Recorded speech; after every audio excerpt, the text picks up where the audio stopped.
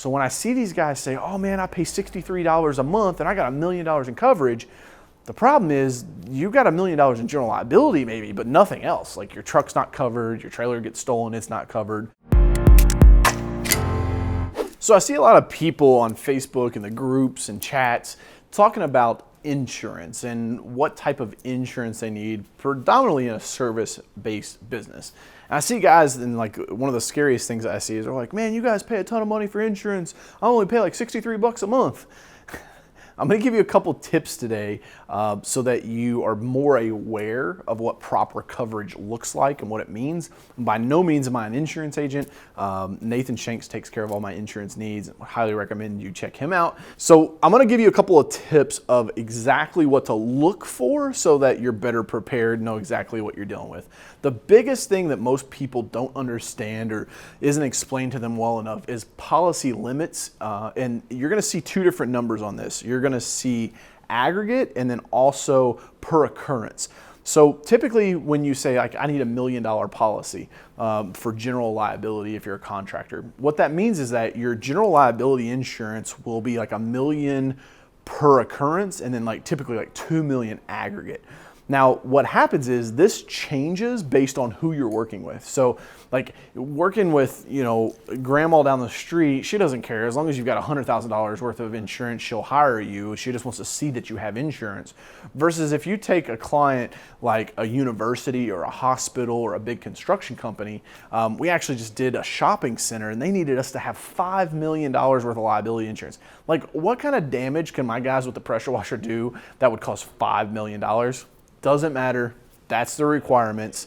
That's what you have to have on your policy. And so on your declaration page, on the main page, you'll see on there that it'll say per occurrence and then aggregate. Aggregate's total, like per year that you can make claims, and then the per occurrence is obviously how much money a claim can be per occurrence. So those are that's one of the biggest things that I think gets misconstrued. So I recommend at least $1 million policy, and that's just for your general liability, meaning like your workmanship, things like that. Now, secondly is what they call an inland marine policy. Inland marine policy. What that means is that it's going to cover your equipment.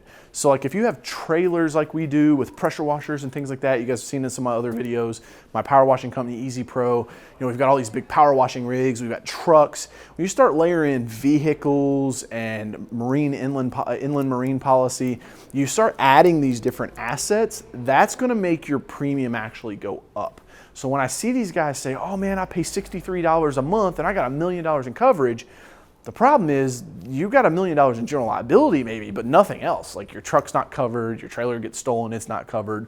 So highly, highly recommend looking into an inland marine policy if you're a contractor and adding that on as a rider, or it may just be part of the policy. Again, I'm not an insurance agent. I've worked with a lot of insurance agents, and so I've been fortunate enough to have some great mentors over the years. So inland marine and the policy limits.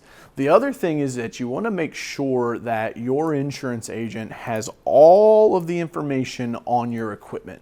So serial numbers, year, make, model, all of that is very, very important because they have to have that itemized.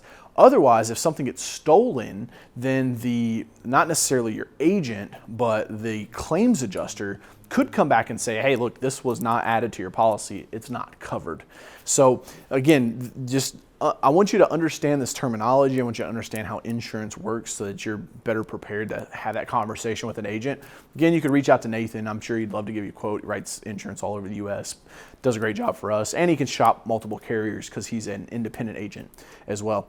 The last tip that I want to give you is to make sure, I know this sounds stupid, but make sure you pay your premiums. Make sure you don't let your policy lapse and go into a cancel. Insurance agents call this a lapse can. It's a lapse cancellation. Once you don't pay your bill for so many days or a month, then it'll actually cancel your policy and then you've got to get it reinstated. Not every time, but most of the time, this will come with a price increase because they're going to redo the underwriting on your policy. And so you don't want to get in a situation where, you're out doing a job, you forgot to pay your bill, the policy lapsed and canceled, and then you have a claim and you go back, you're like, oh, come on, man, you got to help me out here. I paid for 9 months in a row. I just forgot the 10th month. listen, they will find any and every reason not to pay a claim.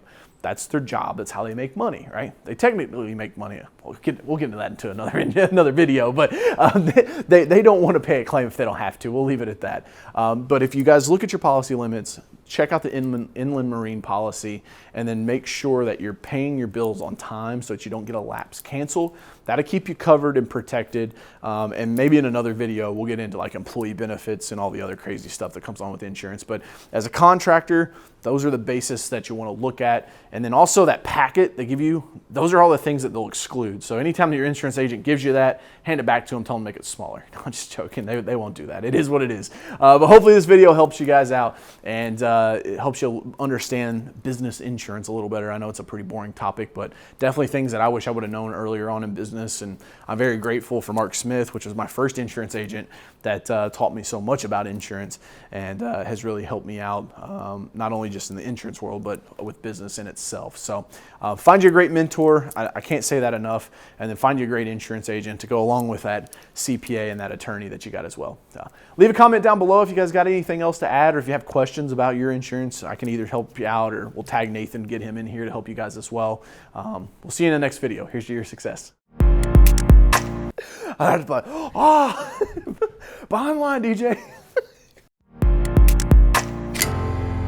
Hey guys, it's Coach Carroll. I hope you enjoyed the video. Make sure you click right here to subscribe to the channel to be notified when we drop new videos. Over here's the video that I recommend you watch next. And last but not least, over here you can click to get my free book, Phenomenal Phone Calls. We'll see you in the next video. Here's to your success.